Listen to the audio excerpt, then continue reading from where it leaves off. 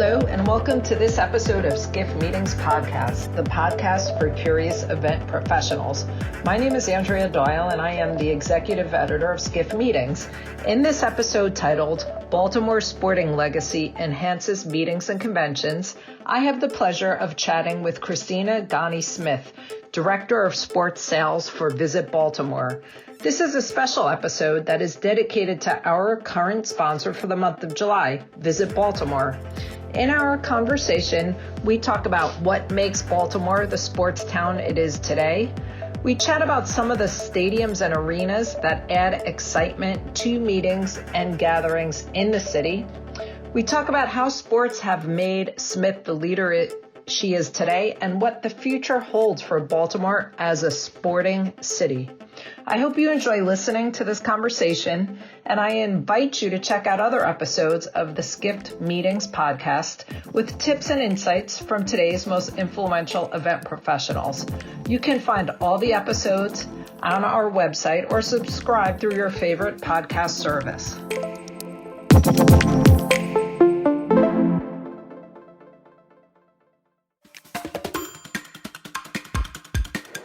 We have Christina Ghani-Smith, Senior National Sports Manager from Visit Baltimore with us. And I was hoping you would introduce yourself and maybe explain a little bit about who you are and how you became you. Yeah, sure. Absolutely. Yes, I'm Christina Ghani-Smith. I'm the Director of Sports Sales now for Visit Baltimore.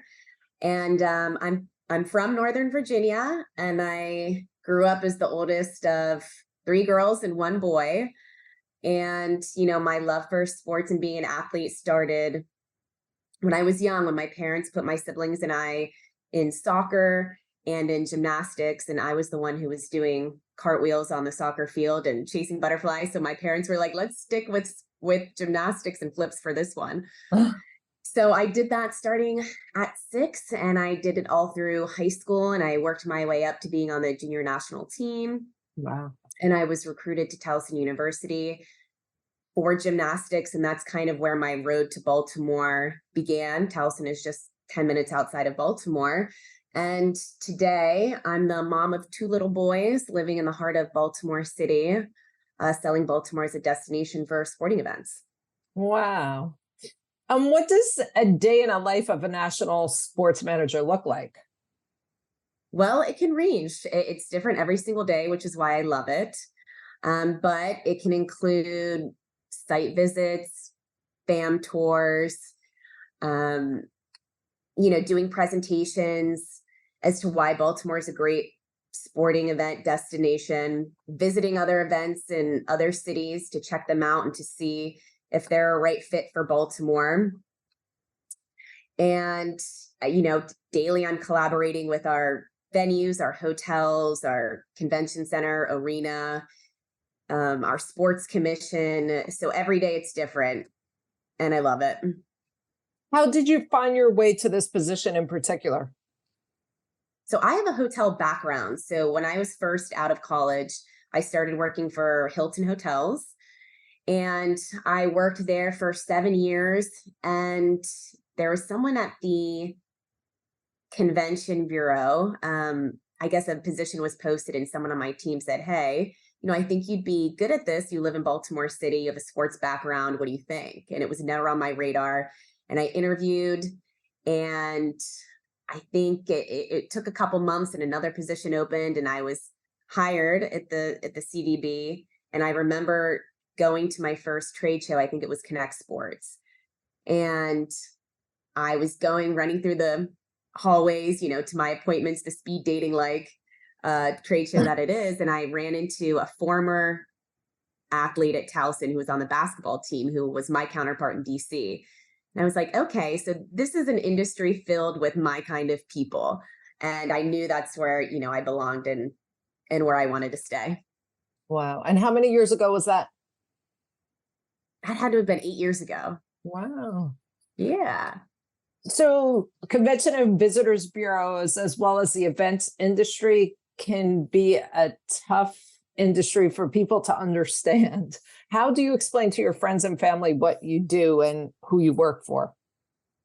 Sure. So I tell them that I sell Baltimore as a destination for sporting events, that I'm the liaison to the city and I represent all of the hotels and I help with hotel contracting. But my big picture description is I sell Baltimore as a destination for big and small sporting events, recruiting them to come to Baltimore.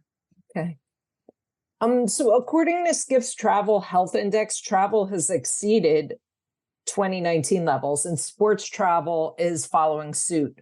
What do you feel a destination needs to have in place to fill an arena or a stadium for a sporting event? Well, there's a couple of things. I would say the first is a sports legacy, a history of hosting major sporting events, a city with a strong local sports culture and a dedicated fan base, and a destination marketing partner with experience hosting big events. Baltimore, we're a dedicated community that likes to work collaboratively with our clients to create top-notch experiences and sporting events for them. And they want to know that we've done this before, we know what we're doing, and we know who to bring to the table to make these things happen, because there's a lot that goes into hosting events. And, it does take a village, and we're lucky that our village in Baltimore is strong. And you have to have the venues. You have to make sure, that we have the facilities to be able to host these events. And, we have our Baltimore Convention Center located in the heart of our city with 300,000 square feet of exhibit space. 2 blocks away is our newly renovated arena that we're very excited about. And we have a hotel package surrounding these venues that can hold all the fans that are attending these events. We have 9,000 total rooms. We have 3,000 within 3 blocks of our venues. So it's important to keep that compact event footprint, makes it much easier and convenient for travelers. And we're easy to get to in Baltimore. It's very simple, but it's critical to the success of these events. We're easy to get to flying into BWI. It's only 10 miles from downtown. We have Penn Station, also 10 miles from downtown. And on the East Coast, where a third of the nation's population reside, we're locationally, I like to say, #blessed.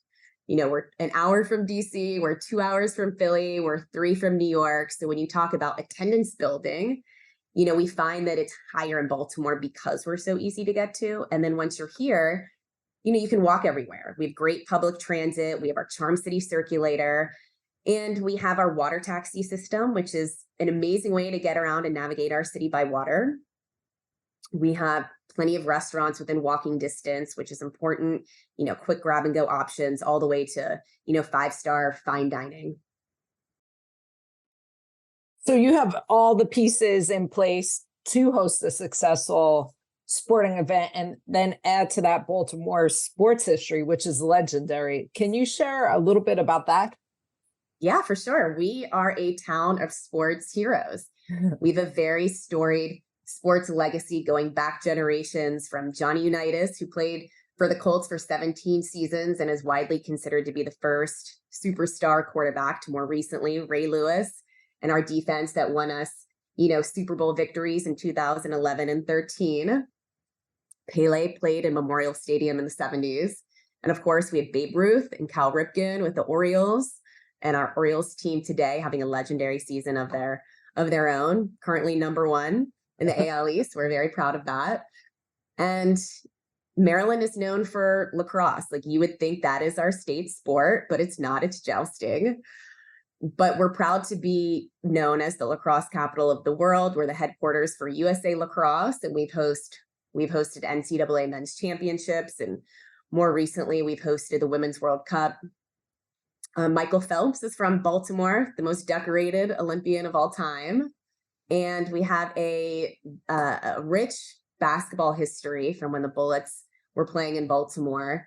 And, many have heard of the Dunbar Boys, the greatest high school basketball team of all time. Carmelo Anthony came up through Baltimore. And, the Dome, many people know our legendary court in East Baltimore where legends played. And we still have a rich basketball history. We host the men's and women's CIAA basketball tournament in February. We're hosting them until 2026 and hopefully beyond. So our history is rich, but I'm most excited about, the new generation of athletes coming up through Baltimore and the history that we'll continue to make in Baltimore. Wow, that is impressive. And isn't it possible to tour Babe Ruth's house in Baltimore?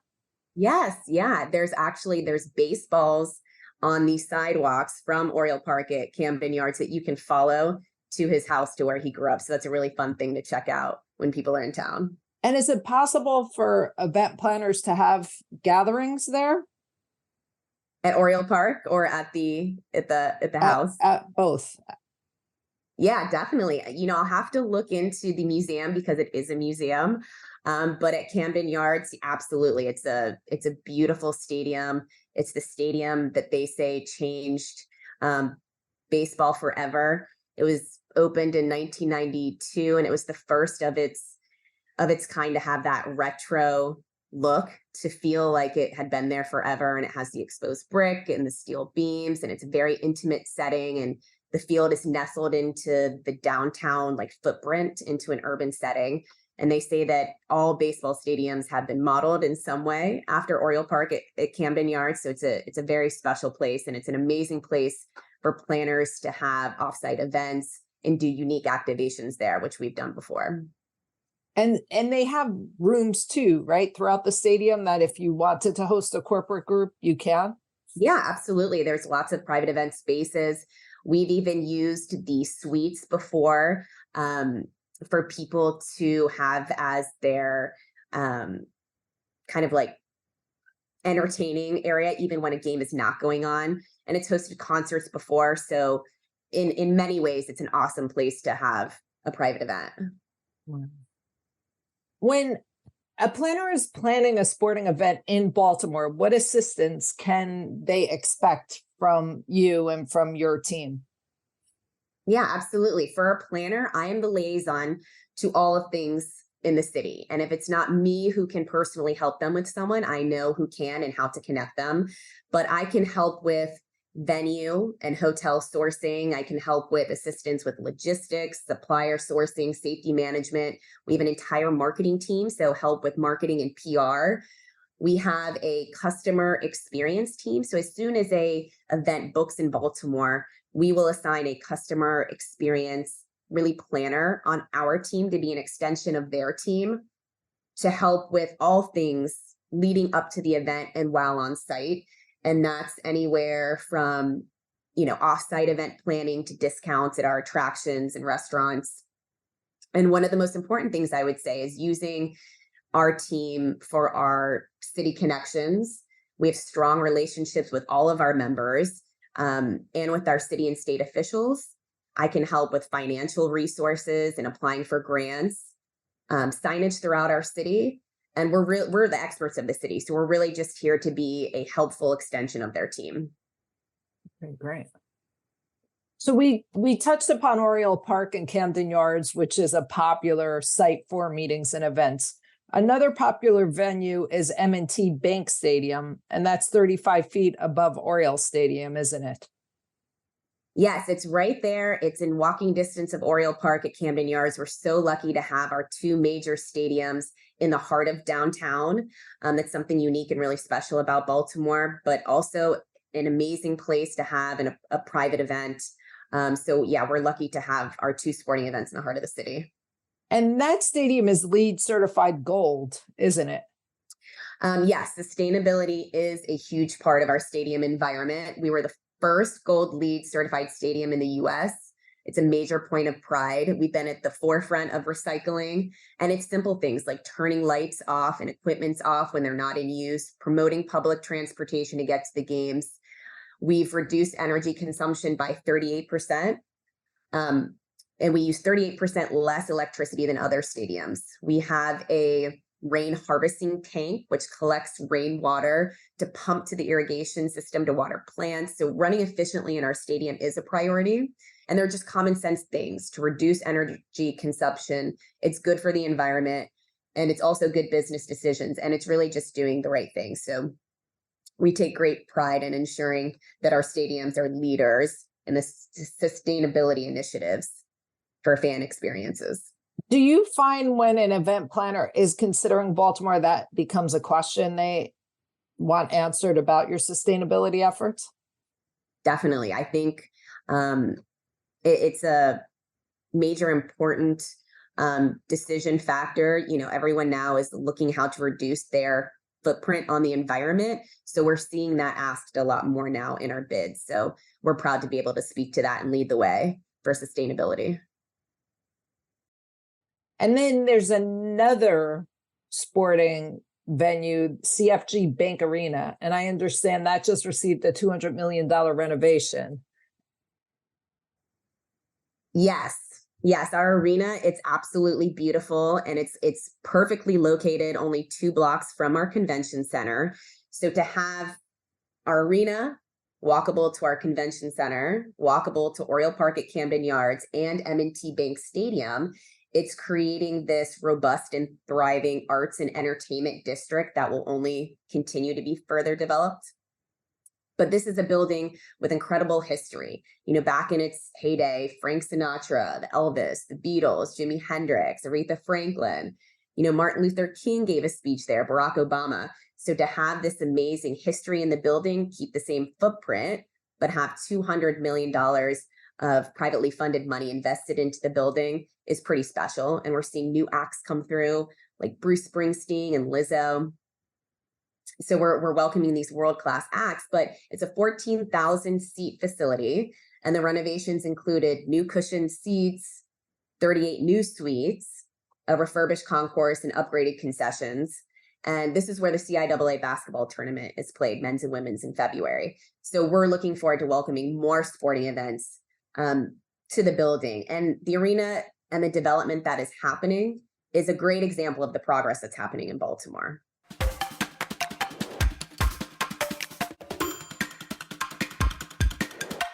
This is all amazing. And I was curious, what, in your opinion, makes Baltimore the ideal city to host sporting events? Okay. So I would say what makes Baltimore an ideal city to host an event is that we are very easy to get to. We are accessible by driving, flying into BWI, which has 700 flights going in and out of it daily, by train into Penn Station, which is only 10 minutes from downtown. Once you're here, we're extremely easy city to navigate. I live in the heart of the city, and to get to the other side, it only takes me 15 minutes to walk. It's more economical to get to Baltimore flying into BWI than other cities.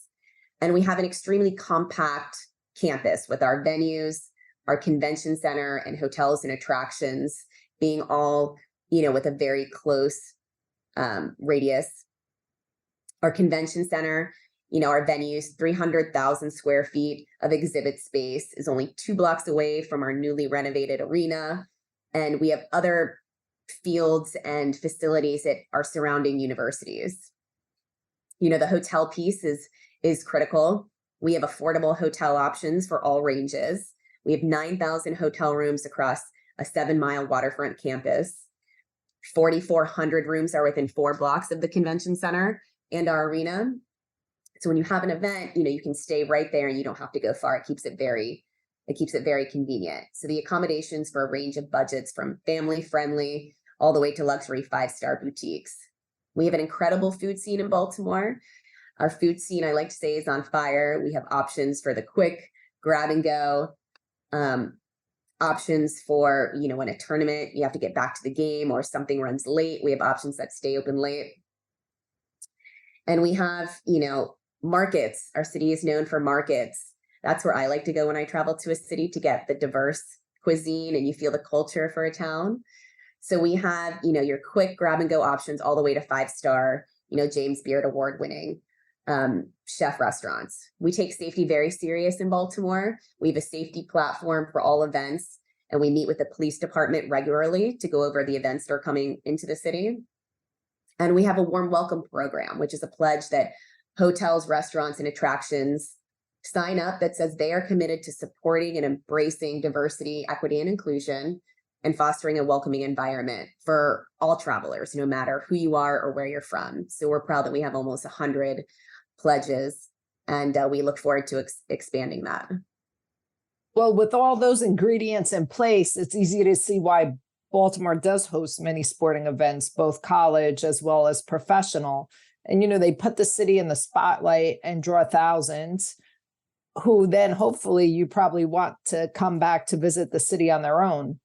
How important are these events to the city, and how important are they to your group business? They are extremely important. Baltimore is a sports town. Sporting events add to our city's identity. And as far as our business mix, we host a lot of association and corporate events, which make up most of our business, but sports has grown tremendously. To put it in perspective, back in 2017, and that was, before the pandemic, sports made up 15% of our business. And as of 2022, sports has grown to 34% of our business. So it's more than doubled in 5 years. And we look forward to just continuing to grow those numbers. I recently went to the Preakness Stakes at Pimlico Racecourse. And I know that's a really historic thoroughbred racetrack there in Baltimore. A night at the races is really a fun corporate gathering. Do you agree? And can you tell everyone a little bit about this race course? Yeah, absolutely. So Pimlico is where the Preakness Stakes are held. It's the second leg of the Triple Crown, a race that has been running, I believe, since like 1896. So there's a tremendous amount of history there, and it's a beautiful racetrack.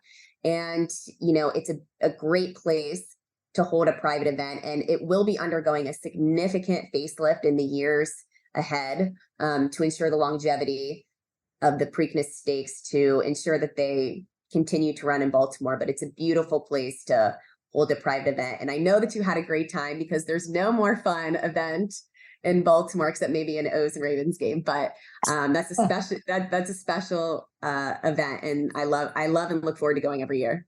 Yeah, it sure was great. So we touched upon CFG Bank Arena and the fact that it just received a $200 million renovation. And I know that they host lots of sporting events. Did you participate in any of your gymnastic events there? And what was that like? So we didn't have any of our meets at CFG Bank Arena, or what it was previously known as Royal Farms Arena. But we did compete on Towson's campus, and they have a new CQ Arena where the meets are being held. But, I loved competing at Towson. It was a great experience. I met my best friends there. It was a built-in community of athletes who I now sometimes cross paths with in my professional life. And I wish that they had CQ Arena when I was there, because it's beautiful, and it does host sporting events now. So we could always look at that as a venue for other sporting events. How did sports help you become the leader you are today? That is a great question. I think that it is led me to, it instilled so many things in me, being a young athlete, being a young person in sports, being a young girl in sports. It taught me persistence, grit, risk reward, leadership, confidence. I could go on, but there were so many things that were instilled in me as a young person to create this athletic mindset that I have now, that I tap into today, not only as a professional, but as a parent and just as a human being. So, I have that athletic go-getter mindset. I'm competitive and I like to win. And I think that's why I like the industry that I'm in now. Are you an athlete today? What do you do? Well, I wouldn't say that. I can do some cartwheels and some things, but you will not catch me doing the flips I used to be able to do. No, I would say it's more of an athletic mindset. Of course, like, I work out, and being healthy and fit is important to me. But being a parent, being a mom, I call that being an athlete.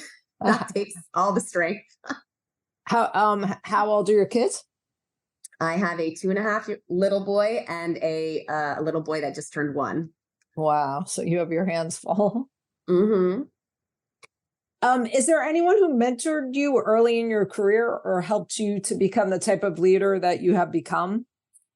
And who's had the biggest influence on your life? Yeah, I think from my earliest days, I have to say my earliest mentors were my parents who had the biggest impact on me. I never really understood until I became a parent myself the physical time that has to be carved out of your life to get your kids to where they need and want to be. And for me, that was gymnastics practice almost every single day. Many times it was twice a day. So I would wake up at 6 a.m. to make 7 a.m. practice, work out for 2 hours, go to school, go back to the gym. And I started that in first grade. So for them to like go along that journey with me, it was a grind. It was a grind for all of us. So I would say they were the first, my first mentors, because they put me on a specific path to excel in something that I loved, that kind of carried me through life. And there's so many people there. I can't pinpoint one person, but it was coaches, athletic directors. When I got into the professional world, it was my directors of sales. I always worked for people that I wanted to be like and who I admired. And now I'd have to say, it's my husband who has the biggest impact. He is an amazing supporter of me. He's the largest restaurateur in the state of Maryland, in the DMV area. He has an incredible amount of restaurants. I think it's 32 now, and has 2,000 employees. So I watch his leadership style and how he leads his staff and team. And he's the best manager of people I've ever seen. So I would say now it would be him. Wow. What attributes and or qualities have you developed that have helped you become successful? Well, I think it's a lot of what, I said earlier from the, things that were instilled in me as a young person. But I do think that, persistence, being able to work through maybe what is perceived as failures, but not treating them as failures and taking them as opportunities to learn and grow. I think that's probably, something that has served me well, just to keep going, even when things may not seem like they're going your way. What is the one thing people would be surprised to learn about you? Well, I can say whenever I tell people that I was sent to military school, I was sent to military school my senior year of high school. I think everyone is usually shocked by that. What was that like? Well,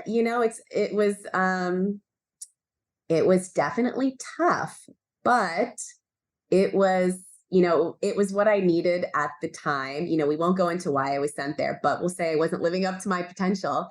But, from there, I had the local policeman. They didn't have a gymnastics program. So the local policeman would drive me to a gym 30 miles away so I could still practice.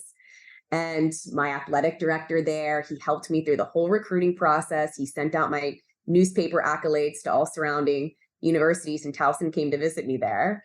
And, that really changed the course of my life, because then I ended up going to Towson from military school. And, that's why I'm here talking to you today. So it was just a part of my story that led me to where I am. But people are always shocked when I tell them that. And where was the military school? It was Massanutten Military Academy. It was in the mountains in Virginia. And that was quite an experience. We could do a whole podcast just on that. It's a date. Getting back to the industry for a minute, Yes. What do you feel are the biggest challenges currently facing the events industry, or the sporting events industry in particular? Yeah, I would say that funding is always a big one. The in-person piece of events are so important. I think what's expected out of them is becoming more and more and more. So I think that money and funding is always a challenge. Technology, the ever evolving technology world, trying to adapt to that. And then, an ever changing world. In our world, we're booking events in the years and years down the road. I booked the AAU Junior Olympics for 28 and 32, and who knows what kind of world we're living in then.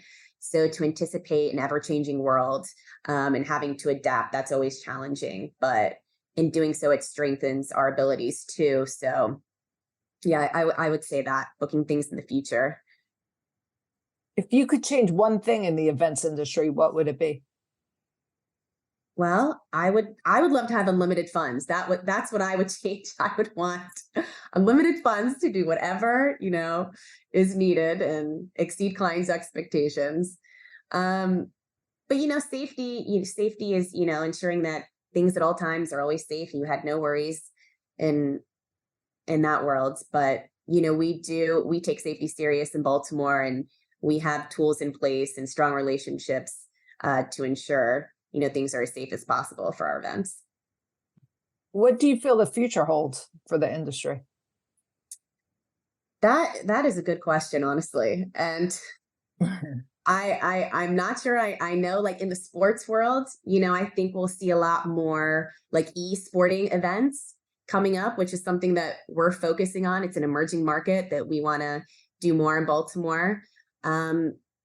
But I think that people recognizing the importance of events and how it is a key factor to our social and physical well-being. And I think we'll see more events coming out of the pandemic, and I look forward to that. Do you have venues in Baltimore that can host e-sporting events? So we can always host them in convention centers. Of course, our new arena is a great option. But I have heard talks of, potentially creating a esports specific venue. Right now, we don't have that, but we're definitely interested in doing that maybe down the road. Because it is an area that's really growing in popularity, isn't it? Oh my gosh, yes. Mm-hmm. Yeah, I think we'll see a lot more of those tournaments, and with kids, playing more esports now than, sometimes even physical in-person sports. It's definitely an emerging market that we're paying attention to. Anything else you could share with us about Baltimore and about Baltimore as a sporting city in particular? I would just say, I think that I've covered most of it. But, we are a sports town. We love hosting sporting events. I'm always looking for other high impact events to bring to Baltimore. We have just a passionate and dedicated community. Our mayor is a huge supporter of sporting events. Our governor is. So we have a team of people here that know, what we're doing, how to get the job done. And we're always up for welcoming new events to Baltimore. So if anyone listening is hearing something they, think could work for them, I'm happy to work with them and explore hosting other events. Right. We always wrap up our podcasts by asking who you feel we should have on our next episode. Yes. I thought about this, and I think a good person to have would be, I've mentioned that we host the CIAA men's and women's basketball tournament. It's an incredibly attended event. It's 100,000 people, over the course of tournament week. And Jackie McWilliams, she's the commissioner of the CIAA. I think a great person to have on would be for her to talk about why she made the move to Baltimore to bring her tournament here. They had been in Charlotte for 15 years. So that, was working like a well-oiled machine. So to make a move like that was a very big risk on her part, and the entire CIAA's part. So I think to have her on to talk about why she made the move to Baltimore and how that relationship is going, which we think is amazing and we love hosting them. I think it would be great to hear from her perspective why she chose Baltimore and how it's going. Oh, great. I'll be sure to reach out to her. Yes, I'm happy to. Well, this has been great. I really enjoyed our conversation. Oh, thank you. I can't wait to visit Baltimore again soon. Yes. Let me know when you do. All right. Perfect. Thank you so much. It's been great. Thank you. I appreciate it. Have a good day. You too. Bye-bye. Bye.